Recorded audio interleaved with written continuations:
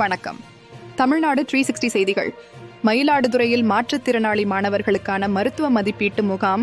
மயிலாடுதுறை மாவட்டம் மயிலாடுதுறை மாவட்ட ஆட்சியர் அலுவலகத்தில் இன்று டிசம்பர் 26 மாற்றுத்திறனாளிகள் நலத்துறை மற்றும் ஒருங்கிணைந்த பள்ளிக்கல்வி இணைந்து நடத்திய மாற்றுத்திறனாளி மாணவர்களுக்கான மருத்துவ மதிப்பீட்டு முகாம் நடைபெற்றது.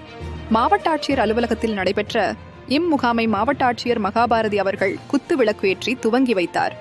இந்நிகழ்ச்சியில் பிறந்த குழந்தை முதல் 18 வயதுடைய மாற்றுத்திறனாளி மாணவர்களுக்கான மதிப்பீட்டினை மருத்துவர்கள் ஆய்வு செய்து அவர்களுக்கு தகுதியின் அடிப்படையில் சிறப்பு அம்சங்களையும் ஒதுக்கீடு செய்தனர்.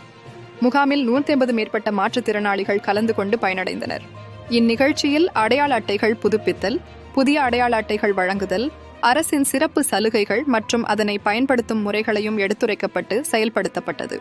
இம்முகாமில் மாற்றுத்திறனாளி குழந்தைகள் மற்றும் அவர்களின் பெற்றோர்களும் கலந்து கொண்டு பயனடைந்தனர். இந்த நிகழ்ச்சியில் மாவட்ட உதவி திட்ட அலுவலர் திருஞான சம்பந்தர், செம்பனார்கோயில் வட்டார வளமைய மேற்பார்வையாளர் நூர்பி, மாற்றுத்திறனாளி நலத்துறை அலுவலர் செந்தில்குமார், மாவட்ட ஒருங்கிணைப்பாளர் கயல்விழி PR ஓ கார்த்திகேயன், கொள்ளிடம் வட்டார என்முறை மருத்துவர் மலர்கண்ணன், ஆசிரியர் பயிற்றுனர்கள் சரவணன், தமிழ்மாறன், சீர்காழி, மயிலாடுதுறை, குத்தாலம் ஒன்றிய சிறப்பு ஆசிரியர்கள், மாற்றுத்திறனாளிகள், நலத்துறை பணியாளர்கள் மற்றும் பலர் கலந்து கொண்டனர். தமிழ்நாடு 360 செய்திக்காக மயிலாடுதுறையிலிருந்து செய்தியாளர் ஜோசப்.